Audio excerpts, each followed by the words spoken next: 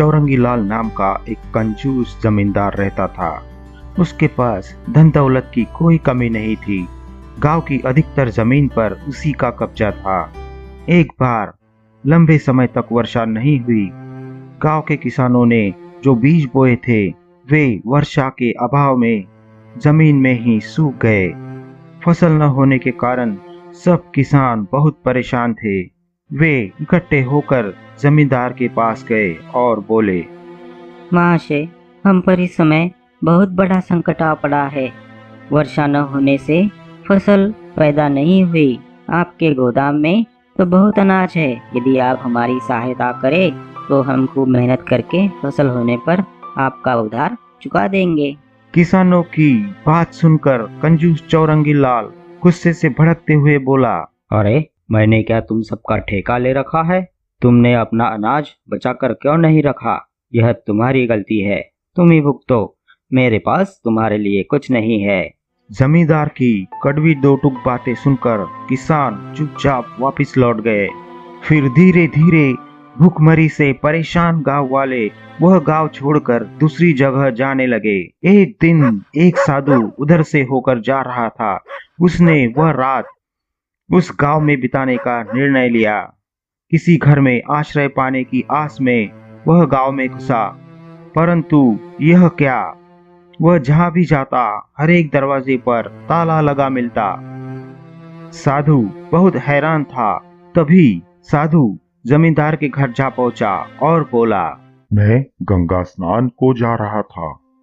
एक रात आपके गांव में विश्राम करने के लिए रुक गया, परंतु यहाँ तो प्रत्येक घर पर ताला लगा है। तब जमींदार ने उसे सारी बात बताई। उसकी बात सुनकर साधु बोला, वत्स, तुम्हें तो उन लोगों की मदद करनी चाहिए थी। आखिर वे सब तुम्हारे गांव के ही तो लोग हैं। कंजूस जमींदार ने साधु की बात पर चुप्पी साध ली। साधु भी समझ गया कि उसे समझाने से कोई लाभ नहीं होगा। फिर साधु जमींदार से बोला, क्या तुम मुझे रात भर के लिए अपनी हवेली में जगह दे सकते हो? कंजूस चौरंगी लाल ने बेमन से साधु को हवेली के एक छोटे से कमरे में ठहरा दिया। आधी रात को अचानक जमींदार चौरंगी लाल के पेट में बुरी तरह से दर्द होने लगा। वह अपना पेट पकड़ के दर्द के मारे चिल्ला उठा। उसकी आवाज सुनकर साधु की भी आंख खुल गई। वह उठकर जमींदार के कक्ष में पहुंचा।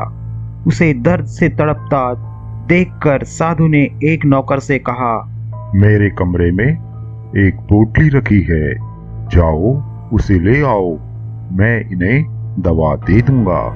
नौकर शीघ्रता से पोटली ले आया। साधु ने उसमें से 3 विचित्र से दिखने वाले बड़े बड़े बीज निकाले और जमींदार के हाथों में दिए। ये बीज लो, इनमें से एक अभी पानी के साथ पीस कर खा लो। यदि आराम न आए तो दूसरा भी खा लेना। यदि इसके बाद भी दर्द कम न हो तो तीसरा भी खा लेना। तुम ठीक हो जाओगे। परंतु एक बात का ध्यान रखना, ये बहुत दुर्लभ बीज है। अगर पहले बीज से ही ठीक हो जाओ तो बाकी 2 का सेवन मत करना और मुझे लौटा देना। यह कहकर साधु वापस अपने कमरे में चला गया। जमींदार की पत्नी ने उसे एक बीज पीसकर पानी के साथ दे दिया।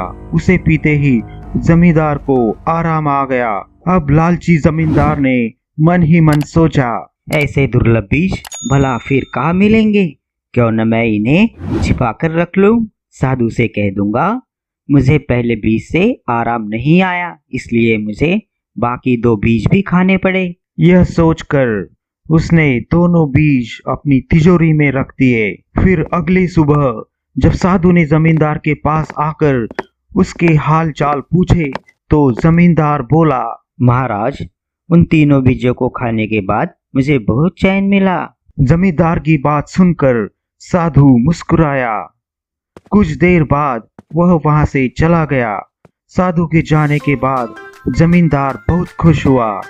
वह सोच रहा था, अब तो मैं उन बीजों को किसी और को बेचकर मुंह मांगी रकम हासिल कर सकता हूँ। लेकिन जैसे ही उन बीजों को फिर से देखने के लिए जमींदार ने तिजोरी खोली तो भीतर का हाल देखकर उसका दिमाग घूम गया। तिजोरी में रखा सारा धन और सोने चांदी के सभी जेवर काले पड़ चुके थे। साथ ही पूरी तिजोरी से दुर्गंध भी आ रही थी। जमींदार सकते में खड़ा उसे देखता रह गया। उसने गुस्से से आकर उन बीजों को निकालकर आंगन में फेंक दिया। वे बीज आंगन में रखी अनाज की बोरियों पर जा पड़े। देखते ही देखते अनाज भी सड़ने लगा। उसके बाद हवेली की दीवारें, कपड़े, बर्तन सभी काला पड़ने लगा। यह देखकर जमींदार चौरंगी लाल घबरा कर रोने लगा। उसने अपने नौकरों को आदेश दिया, जल्दी जाओ, उस साधु को कहीं से भी लेकर आओ। आखिर शाम ढलने तक नौकर उस साधु को अपने साथ ले ही आए। साधु को देखते ही जमींदार उसके पांव में गिर पड़ा और क्षमा मांगने लगा। साधु ने कारण पूछा तो जमींदार ने रोते हुए उसे 2 बीजों को छुपाने वाली बात बता दी। लेकिन तुमने तो कहा था कि तुमने तीनों बीज खा लिए हैं। महाराज, मुझे माफ कर दीजिए, मैं लोभ में फंस गया था। वे दुर्लभ बीज किसी और के काम आ सकते थे, किंतु तुमने दूसरों का हिस्सा हड़पना चाहा और झूठ बोला। झूठ का रंग काला होता है, इसीलिए तुम्हारी सब वस्तुएं भी काली हो गई। उनसे लालच और झूठ की दुर्गंध आने लगी। जमींदार चौरंगी लाल अब तक साधु की बात का मर्म जान चुका था। उसने साधु से भविष्य में कभी लालच न करने का वादा किया। फिर उसने अपने नौकरों से सारे गांव के लोगों को बुलाकर एक हवन करवाया। हवन की समाप्ति तक उसका जो भी सामान बीजों के कारण काला हो गया था, पहले जैसा हो गया। इसके बाद उस जमींदार ने सभी किसानों को बुलाया और अपना गोदाम उनके लिए खुला कर दिया। सभी किसान अनाज पाकर बहुत खुश हुए और जमींदार के बर्ताव में आया परिवर्तन देखकर बहुत खुश हुए। सारा गांव खुशी से झूम उठा।